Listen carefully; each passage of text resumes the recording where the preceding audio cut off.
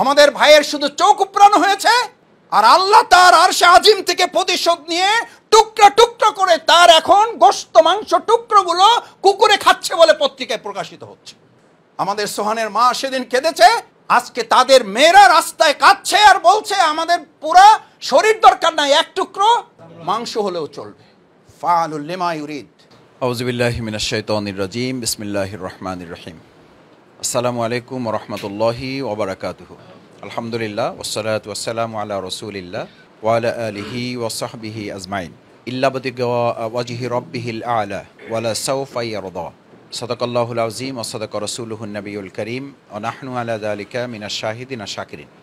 সম্মানিত ভাইয়েরা, আমি আপনাদের সামনে প্রথমেই মহাগ্রন্থ আল কোরআনের সূরা আল লাইলের 20 এবং 21 নম্বর আয়াত, সূরা লাইলের 20 এবং 21 নম্বর আয়াত আপনাদের কাছে উল্লেখ করেছি, আপনাদের মুখস্থ আছে। ইল্লা বিতিগা ওয়াজহি রাব্বিহিল আ'লা ওয়া লা সাওফা ইয়ারদা।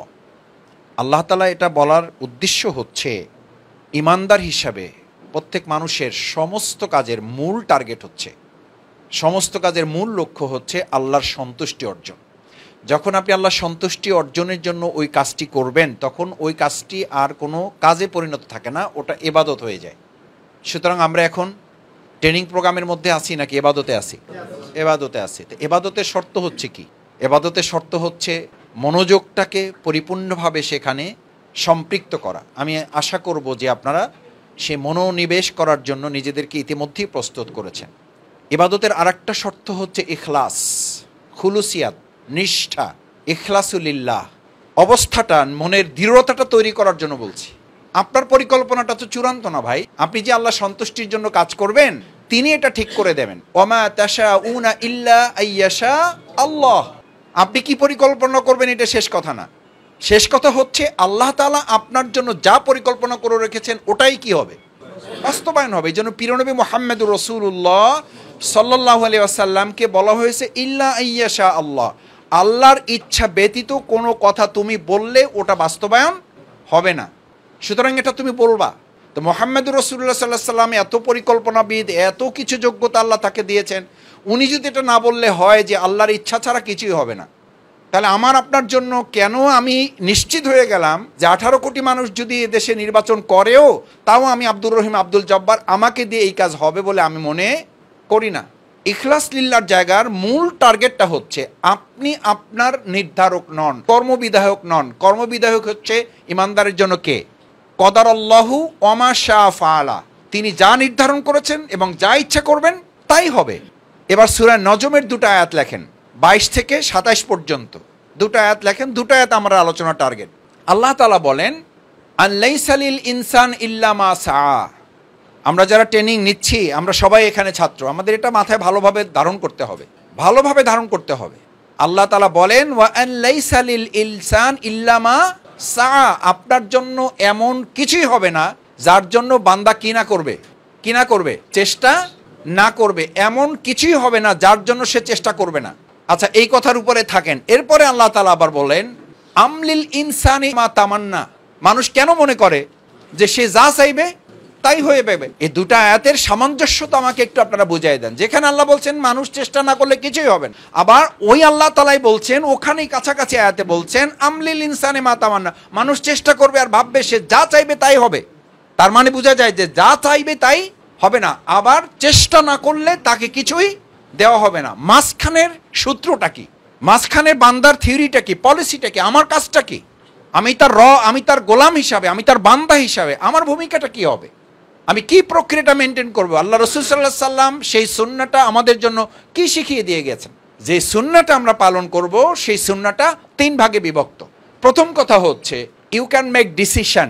আপনাকে আল্লাহ তাআলা স্বাধীন সত্তা দিয়েছেন, আপনি একটা কি নিতে পারেন? সিদ্ধান্ত নিতে পারেন। You can make decision. আপনি একটা সিদ্ধান্ত নেবেন যে আল্লাহ আমি এই কাজটা করতে চাই, আমি এই কাজটা করার জন্য সিদ্ধান্ত নিয়েছি। এতে আল্লাহ তাআলা আপনাকে ঠেকাই দিবেন না, এটা আপনার কোনো গুনাহ নাই, বরং এটা করাই হচ্ছে আল্লাহর ফয়সালা। তাহলে আজকে এখানে যারা আসছি জামাত কর্মী এবং সমাজকর্মী, এই আলোচনার প্রথম টার্গেট নাম্বার 1 পয়েন্ট হচ্ছে আমরা আজকে সিদ্ধান্ত নিতে চাই যে আমরা আল্লাহ তাআলার প্রতিনিধি। আল্লাহ তাআলা আমাদেরকে এই সমাজ এবং রাষ্ট্রের প্রতিনিধিত্ব করার জন্য পাঠিয়েছেন। ইল্লা বিতিগা ওয়াজহি রাব্বিহিল আ'লা ওয়া লা সাওফা ইয়ারদা। আপনি তাহাজ্জুদ নামাজ পড়বেন, ওই তাহাজ্জুদ যদি নিতান্তই আল্লাহ সন্তুষ্টির জন্য না হয়, তাহলে ওই তাহাজ্জুদই আপনাকে জাহান্নামী করবে। যে নফল রোজা রেখেছেন আপনি, নফল রোজাও যদি আল্লাহ সন্তুষ্টির জন্য না হয়, তাহলে নফল রোজাই আপনাকে জাহান্নামী করবে। আমি একটা হাদিস প্রায় নিজে নিজে চর্চা করি, নিজে নিজে, কারণ কথা একটু বেশি বলি তো, এটা আমার জন্য বেশি প্রযোজ্য, আপনাদের জন্য অত প্রযোজ্য না। আলহামদুলিল্লাহ, আপনারাও দায়িত্বের কারণে তো কথা বলতে হয়। যেখানে রাসূল করিম সাল্লাল্লাহু আলাইহি ওয়াসাল্লাম ঘোষণা করছেন, মান তালাবাল ইলমে লিউমারিয়া বিহিস সুফাহা, কিছু লোকরা ইলম থাকবে, জ্ঞান গরিমা থাকবে, সম্মান মর্যাদা স্ট্যাটাস থাকবে, এর কারণ টার্গেটই হলো এটা সে ব্যবহারই করবে শুধুমাত্র মানুষদের সাথে ঝগড়া তর্ক বিতর্ক করার জন্য। তার এই জ্ঞান গর্ব দক্ষতা যোগ্যতা, এই ফ্ল্যাট ফ্লোট, তারপরে ব্যাংক অ্যাকাউন্ট, যা যা সম্মান মর্যাদা আছে, এর মূল টার্গেটই হলো সে যার তার সাথে ঝগড়া লাগাই দিবে। আরে তুমি আমারে চেনো, তুমি আমার সম্পর্কে তোমার কোনো আইডিয়া আছে? এরকম কথাবার্তাই প্রথম আমার কাছ থেকে শুনতেছেন না? লিউমারিয়া বিহিস সুফাহা, তার কাজই হলো মানুষকে ছোট করবা, কাজই হলো মানুষকে অপমান করা, কাজই হলো মানুষকে লাঞ্ছিত করা।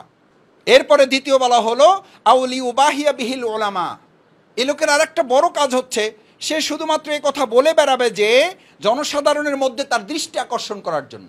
এটাকে আমরা ছোট সময় ইসলামী আন্দোলন সাফল্যের শর্তাবলী বই, সেখানে কি লেখা হয়েছে? প্রদর্শনের সেটা কি পয়েন্টের আলোচনা? মৌলিক অসৎ গুণাবলী, শুধু অসৎ গুণাবলী না, এটা একটা ফান্ডামেন্টাল বিষয়, বেসিক জিনিস। সেটা রাসূল সাল্লাল্লাহু আলাইহি ওয়াসাল্লামের হাদিসের ভাষা থেকে ওখানে নেওয়া হয়েছে। আউলি উবাহিয়া বিহিল ওলামা, এর কাজই হচ্ছে একটু লোকদের দৃষ্টি আকর্ষণ করা। আউলি উবাহিয়া বিহিল ওলামা, তার এই জ্ঞান, তার এই কথাবার্তা, তার এই চরিত্র, তার এই আচরণ, তার এই নামাজ, তার এই রোজা। রাসূল করিম সাল্লাল্লাহু আলাইহি ওয়াসাল্লাম এইটুকু বলে শেষ হলে তো আমাদের কোনো অসুবিধা ছিল না। এরপরে তিনি বললেন আউলিউসরিফা উজুহান নাস ইলাই, আর এক দল আছে যারা সমাজে কিছু কাজকর্ম করে বেড়ায়, কিছু ভূমিকা রাখে, কিছু সমাজের জন্য নিজেকে উৎসর্গ করে, ত্যাগ কোরবানি পেশ করে। তো ত্যাগ করে পেশ করার পর তার আরেকটা কাজ হলো, তার জ্ঞান অর্জনের মূল লক্ষ্য হলো সে যেন মানুষের মধ্যে সবসময় আলোচনায় থাকে। কিসের মধ্যে থাকে? আলোচনায় থাকে। এই আলোচনায় থাকা, দৃষ্টি আকর্ষণ করা, এবং তার আর একটা বাহাদুরি এবং অন্যের সাথে নির্বোধের মতো ঝগড়া বিবাদে লিপ্ত হওয়া, ছোট করে দেখা সবাইকে। এই তিন লোকের ব্যাপারে রাসূল করিম সাল্লাল্লাহু আলাইহি ওয়াসাল্লামের শেষ শব্দটা হলো উজুহান নাস ইলাইহি ফাহুয়া ফিন্নার। জ্ঞান আছে, এলেম আছে, সাথে ভালো ভালো আলমে আছে, অনেক কিছু আছে, কিন্তু ফাইনালি ফাহুয়া ফিন্নার। রাসূল সাল্লাল্লাহু আলাইহি ওয়াসাল্লামের ভাষায় এই লোকেরা কোথাকার অধিবাসী? জাহান্নামের অধিবাসী। সম্মানিত ভাইয়েরা, তারা ষড়যন্ত্র করছে আর আল্লাহ পরিকল্পনা করছে। আল্লাহর পরিকল্পনার কাছে ওদের সকল ষড়যন্ত্র একসময় মানুষের কাছে প্রকাশিত হবে এবং লাঞ্ছিত হবে। শহীদ সোহান ভাইয়ের আব্বার সাথে গত কয়েকদিন আগে আমি ঝিনাইদহের সোহান ভাই জড়িয়ে ধরে শুধু এটুকু বলছে যে মাসুদ ভাই, আপনারা থাকলে আমার আর পরিবার কি? আপনারাই তো আমার পরিবার, আপনারাই তো আমার পরিবার।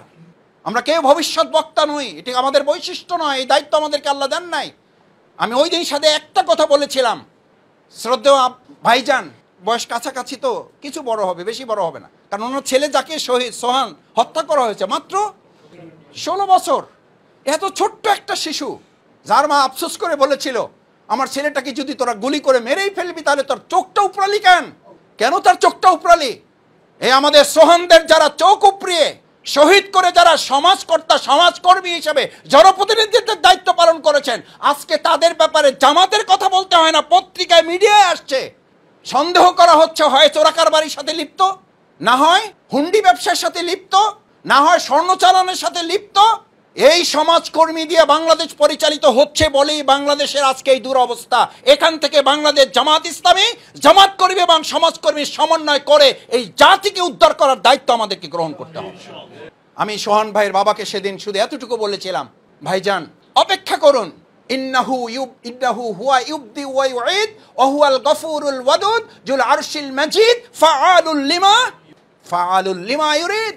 তার কাউকে ফোন করতে হয় না, তার কারো কাছে দ্বারস্থ হতে হয় না। আমাদের ভাইয়ের শুধু চোখ উপড়ানো হয়েছে, আর আল্লাহ তার আরশে আজিম থেকে প্রতিশোধ নিয়ে টুকরা টুকরা করে তার এখন গোশত মাংস টুকরোগুলো কুকুরে খাচ্ছে বলে পত্রিকায় প্রকাশিত হচ্ছে।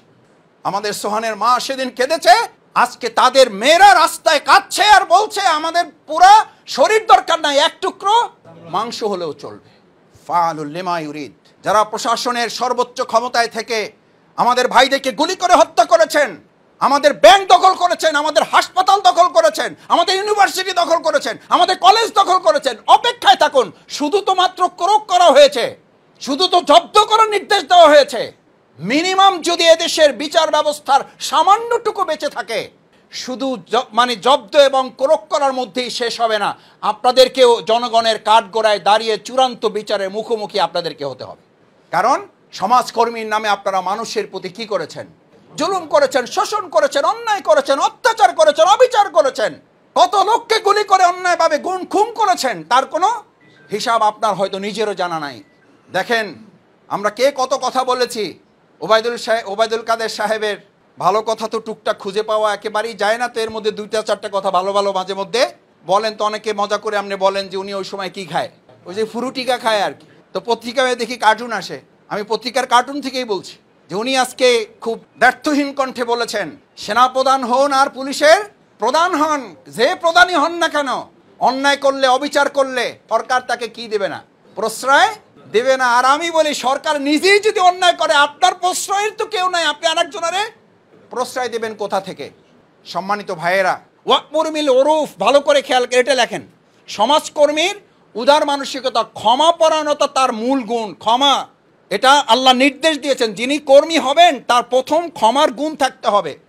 এখন আমাদের অবস্থা হয়েছে, আমরা অন্যকে একবারও ক্ষমা করতে পারি না, নিজের বেলায় 100 বার ক্ষমা করতেও কোনো কি হয় না, অসুবিধা হয় না। খুজিল আফওয়া ওয়াকমুর বিল উরুফ, যারা সমাজের কর্মী হিসাবে কাজ করবেন তারা যেন খুজিল আফওয়া মানে তারা যেন ক্ষমাশীলতার নীতি অবলম্বন করে।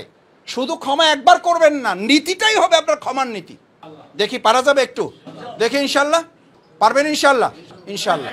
আল্লাহ আমার সব যেন নষ্ট করেন। আমার সারা রাত ভালো যায় না যে সেক্রেটারি হিসাবে আমার হক ছিল, উনি আমাকেই প্রথম ফোন করেছেন, এটা ওনার দায়িত্ব উনি পালন করেছেন। আমি কি করেছি? আমি ফেল করেছি।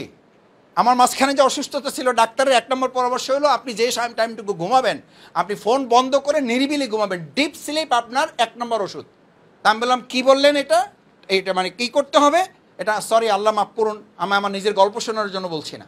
বলো যে আপনার ফোনটা একদম অফ করে আপনাকে ঘুমাইতে হবে। আমি বললাম ভাই আমার ফোন তো আমি সাইলেন্ট করলেও আমার ঘুম হয় না, সাইলেন্ট করলে টেনশন লাগে যে কোথায় কোন ঘটনা ঘটে যাইতেছে আমি হয়তো জানতেছি না। আমির হয়তো ফোন দিয়েছেন, আমি হয়তো ফোনটা ধরতেই পারতেছি না। আমাদের কোনো ভাই হয়তো অসুস্থ, হসপিটালে যে এখন ইমার্জেন্সি পিরিয়ডে আছেন, আমি হয়তো জানতেই পারতেছি না।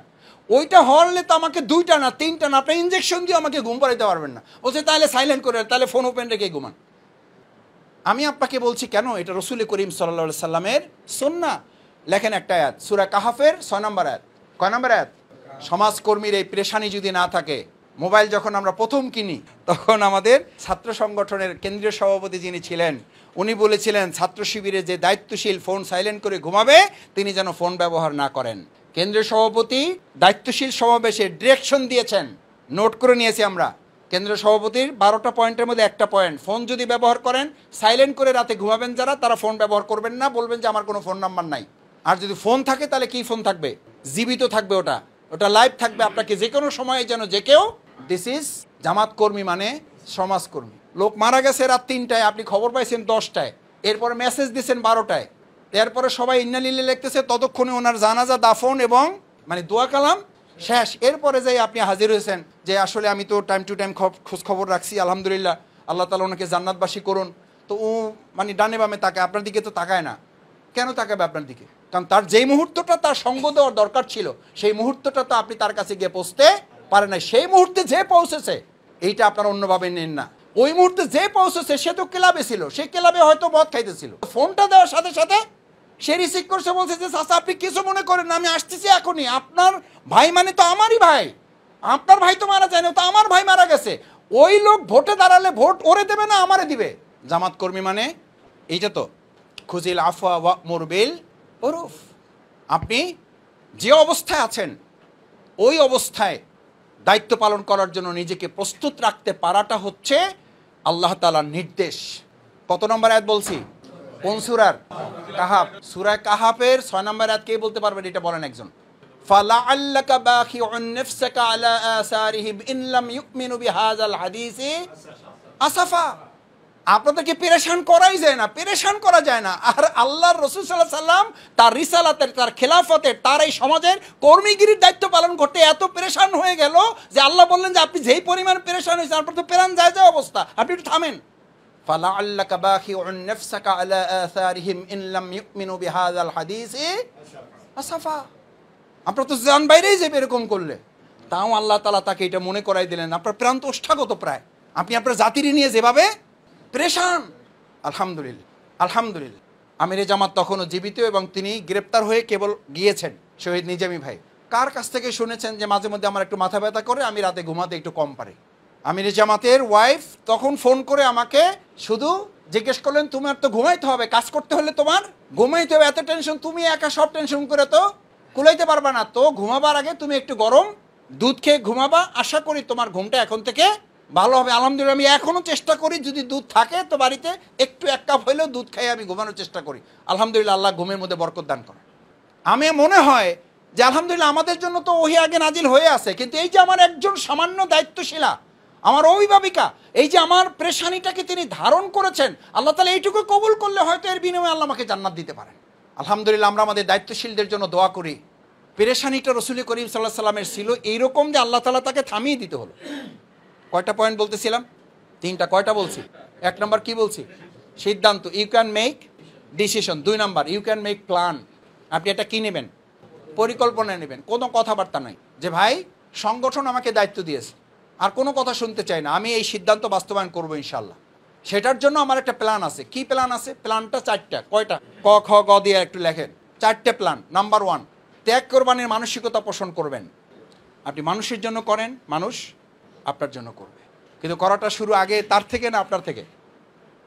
তোমার কাউন্সিলগিরি, তোমার মেয়রগিরি, তোমার এমপিগিরি, তোমার মন্ত্রীগিরি, এমনকি তোমার মহানগরীর সেক্রেটারিগিরি, এই গিরির সাথে যদি দুনিয়ার কোনো সম্পৃক্ত থাকে তা তোমার মতো শফিকুল ইসলাম মাসুদকে দিয়ে জাহান্নাম উদ্বোধন হবে।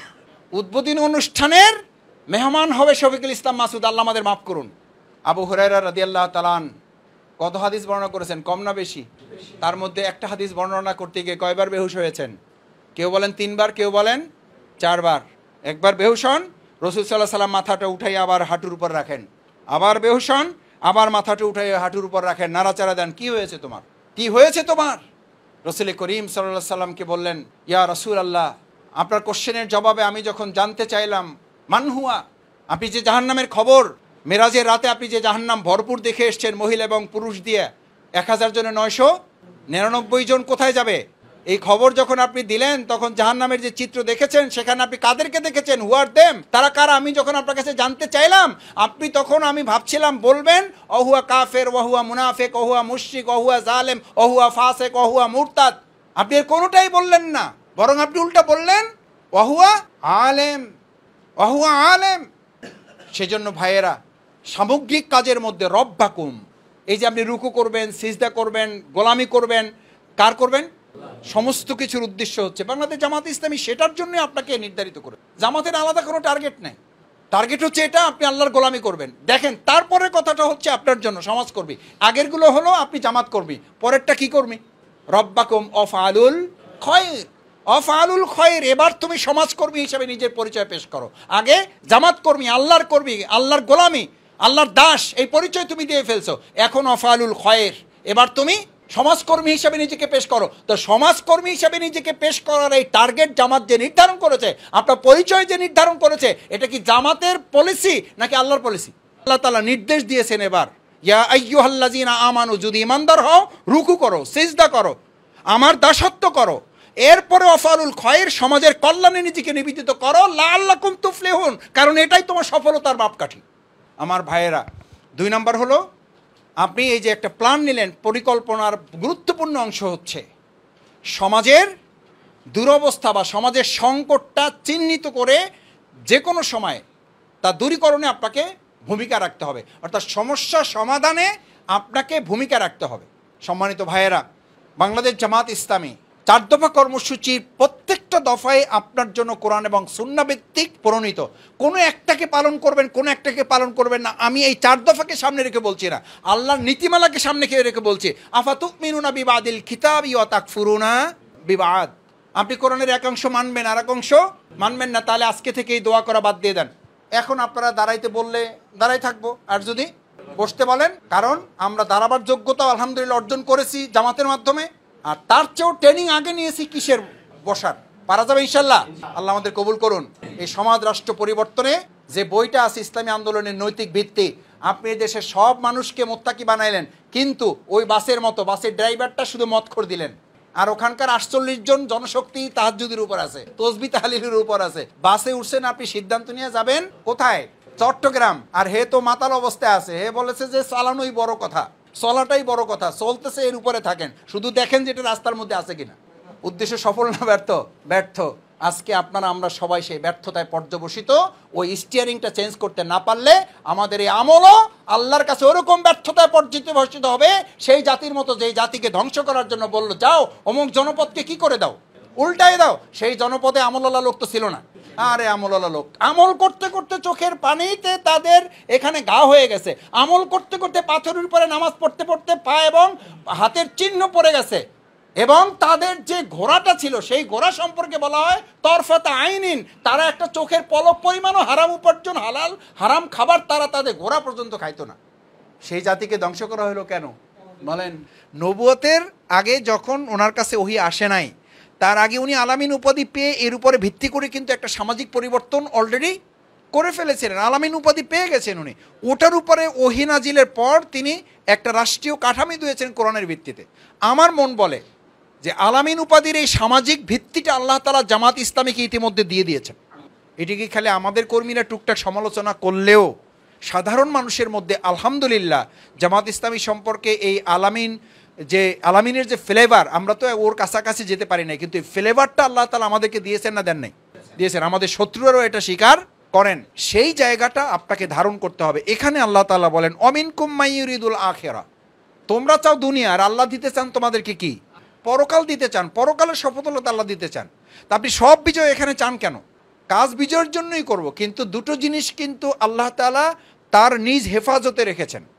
একটা হচ্ছে নাসরুম মিনাল্লাহি ওয়া ফাতহুন করিব, সাহায্য এবং বিজয় কার হাতে? সব আল্লাহর হাতে। কিন্তু আল্লাহ বলছেন তোমরা চেষ্টা করার এই দায়িত্ব আমি তোমাদের স্বাধীন করে দিলাম, ওই যে সূরা নজম যেটা বলেছি। কিন্তু সাহায্য করে তোমাদেরকে বিজয়ের দ্বার প্রান্তে পৌঁছানোটা এটা আমি আল্লাহ তাআলা সিদ্ধান্ত দেব। বদরের যুদ্ধে আল্লাহ বিজয় অর্জন করিয়েছেন। আল্লাহ এটা বলেন নাই তোমরা বিজয় অর্জন করেছো, আল্লাহ কি বলেছেন? আমি তোমাদেরকে বিজয় করিয়েছি, আমি তোমাদেরকে বিজয় দিয়েছি। আবার ওহুদে পরাজয় হয়েছে, আল্লাহ এটা বলেন নাই তোমরা পরাজিত হয়েছে, বলছেন আমি তোমাদেরকে পরাজিত করেছি। ভাই বুঝেন শব্দগুলো। আমার নিজের জন্য তো আমি পৃথিবীতে আসিনি, আমার নিজের প্রয়োজনে তো আমাকে পৃথিবীতে পাঠানো হয় নাই। সূরা ইমরানের কত নম্বর? 152 নম্বর আয়াত। এরপরে সূরা আনফালের একটা আয়াত আছে 67 নম্বর আয়াত। আল্লাহ তাআলা বলেন তুরিদুনা আরাদাদ দুনিয়া আল্লাহু ইউরিদুল আখিরাহ। তুরিদুনা আরাদাদ দুনিয়া, তোমরা দুনিয়ার সফলতা, দুনিয়ার স্বাচ্ছন্দ্য তোমরা প্রত্যাশা করো, দুনিয়ার ক্ষমতা তোমরা প্রত্যাশা করো, দুনিয়ার লাভ লসই তোমরা এটাকে একমাত্র টার্গেট করো। আর আল্লাহ তাআলা বলেন আল্লাহু ইউরিদুল আখিরাহ, আল্লাহর ইচ্ছা কোথায়?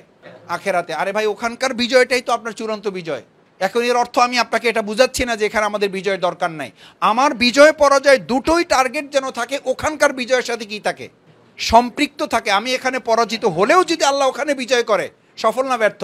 আমি এখানে বিজয় হয়ে যদি আমি দায়িত্ব পালন করে ব্যর্থ হয়ে ওখানে পরাজিত হই, তাহলে সফল না ব্যর্থ? ব্যর্থ। এই ইকুয়েশনটা আমার মাথায় রাখে আমি যদি ময়দানে কাজ করি আমার কোনো হতাশা কাজ করবে না। কারণ প্রকৃত বিজয়টা আমাদের এখানে না, প্রকৃত বিজয়টা আমাদের দুনিয়া কেন্দ্রিক না। চেষ্টা করলাম হলো না, কিন্তু আমার চেষ্টার জায়গাটা ওই পর্যন্ত যেতে পেরেছি কিনা আত্মতৃপ্তির জায়গা হলো সেটা, যে আলহামদুলিল্লাহ আমার যেইটুকু চেষ্টা করা দরকার সেইটুকু চেষ্টা আমি করতে পেরেছি। এরপর আল্লাহ তাআলা আমার সাহায্য করার মালিক, বিজয় দেওয়ার মালিক, তিনি আমাকে সাহায্য করবেন, তিনি আমাকে বিজয় দেবেন। এখানে একটা কথা বলে রাখি, পয়েন্টটা সাব পয়েন্টটা রেখে দেন। যদি আপনি আত্মতৃপ্তির সাথে ময়দানে আপনার সর্বোচ্চ প্রচেষ্টা দিয়ে কাজ করতে পারেন, তাহলে মুফাসসিরে কেরাম বলেন যে বিজয়ের একটা স্বাদ আল্লাহ তাআলা আপনার অন্তরে তৈরি করে দেবেন। সুবহানাল্লাহ। এটা এক ধরনের বিজয়। যে মূল পয়েন্ট হচ্ছে আপনার দায়িত্ব হচ্ছে সর্বোচ্চ প্রচেষ্টা চালানো, সাহায্য এবং বিজয়টা কার? পয়েন্টটা হচ্ছে প্রচেষ্টা আমার, ছোট করে লিখলে প্রচেষ্টা আমার, সাহায্য এবং বিজয় আল্লাহর। এই সূরা নজমের 2 আয়াতে তাই বলা হয়েছে, আল্লাইসা লিল ইনসানি ইল্লা মা সাআ আমলিল ইনসানি মা তামান্না। তুমি কিছু না করলে তোমাকে কিছু দেওয়া হবে না, আবার তুমি যা চাইবা সেই অনুযায়ী হবে, এটাও হওয়ার কোনো কারণ নাই, কারণ আমার পক্ষ থেকে তোমার জন্য কল্যাণকর সিদ্ধান্তটাই হবে। এই ক্ষেত্রে আপনারা একটা হাদিস আপনাদের জন্য অত্যন্ত গুরুত্বপূর্ণ এবং এটা আপনাদেরকে মাথায় রাখতে হবে, মুখস্থ রাখতে হবে, আপনারা নিজেদের প্র্যাকটিস থাকতে হবে। সেটা হলো, আমি আপনাদের অনেক সময় বলে থাকি, সেটা হলো মুসলিম শরীফের হাদিস। শুধু আমি মূল অংশটুকু আপনাদেরকে একটু বলতে চাই। সেটা হচ্ছে, দেখেন এখানে লেখা আছে, আন আবি ইয়াহিয়া সুহাইব বিন সুনান ক্বালা রাসূলুল্লাহ সাল্লাল্লাহু আলাইহি ওয়াসাল্লাম আযাবান লি আমরিল মুমিন ইন্না আমরাহু কুল্লুহু ফালাহু খায়রুন ওয়া লাইসা যালিকা লি আহাদিল লিল আমরিন। মুমিনদের জন্য এটা আশ্চর্যের ব্যাপার, সে তার জন্য যা আল্লাহর পক্ষ থেকে বরাদ্দ হয় তার মধ্যেই কল্যাণ নিহিত আছে। এটা আশ্চর্যের ব্যাপার যে যা নির্ধারিত হয়, যা ফাইনাল হয়, যা সিদ্ধান্ত হয়, ওটার মধ্যে কি আছে, কল্যাণটা কি। ওয়াইন আসাবাতহু দররাউ ফাকানা সাবারান ফাকানা খয়রান লাহু।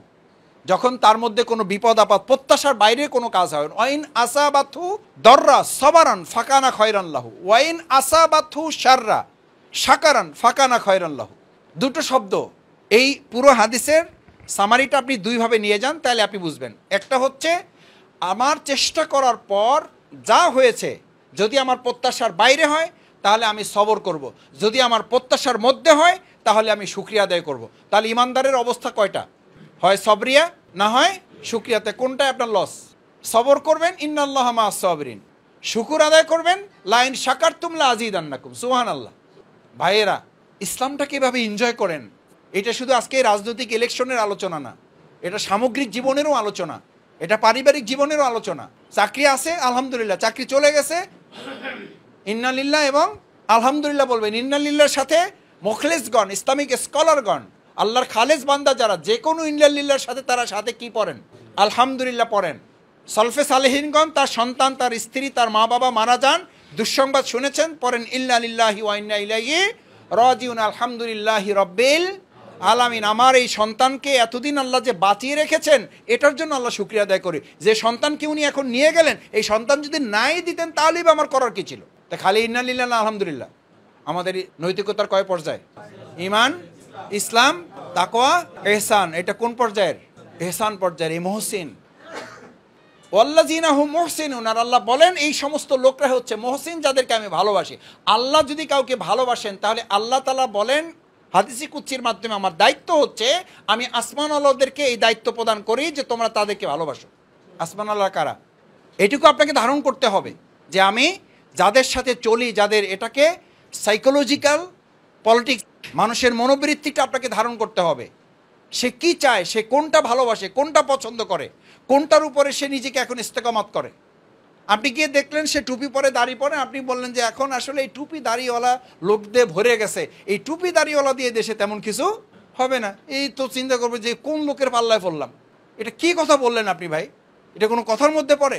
ও দেখবেন যে আপনি আর অনেক ভালো কথা বললেও সে আর আপনার সাথে কথা বলে সামনে আগাবে না। বরং আপনি তার দাড়ি টুপিটাকে ওন করেন, এটাকে সম্মান করেন, বলেন যে আলহামদুলিল্লাহ। আজকের যে যুগ জামানা পড়ছে, তাতে দাড়ি টুপি রাখাও এখন একটা বড় পরীক্ষা হয়ে গেছে। আলহামদুলিল্লাহ, এই পরীক্ষায় আপনি পাশ করছেন। এরকম লোকও তো এখন খুঁজে পাওয়া কঠিন হয়ে গেছে। আশা করা যায় এই আপনাদের মতো লোক দিয়ে সমাজ এবং রাষ্ট্র পরিবর্তনে আরো বড় সিদ্ধান্ত বাস্তবায়ন করা। এরপর আপনি বড় সিদ্ধান্তের কথা তারে বলেন, তারপর সে বলবে যে হ্যাঁ ঠিক আছে, আপনি একটা বাজেট নিয়ে আসছেন বা জাকাতের কথা বলছেন, তা আপনারা তো বেশ কিছু কাজবাজ করেন, আমিও শুনেছি, তো দেখি ইনশাল্লাহ কিছু পারা যায় কিনা। শেষ পয়েন্টটা হচ্ছে সমাজকর্মী হিসাবে ভারসাম্যপূর্ণ নীতিমালা। কি নীতিমালা? ভারসাম্যপূর্ণ নীতিমালার প্রথমটা কি বললাম? বলেন, যাহা সংগঠন তাহা নির্বাচন। আওয়ামী লীগ, বিএনপি 5 বছর নির্বাচন করে না সংগঠন করে? ওরা 5 বছরই নির্বাচন করে, সাথে টুকটাক সংগঠন করে। এই কারণে ওরা নির্বাচনী পলিসিতে আমাদের চেয়ে অনেক দূর আগায়া। সংগঠন এবং নির্বাচন দুটো আলাদা করা যাবে না। যাহা সংগঠন তাহাই নির্বাচন।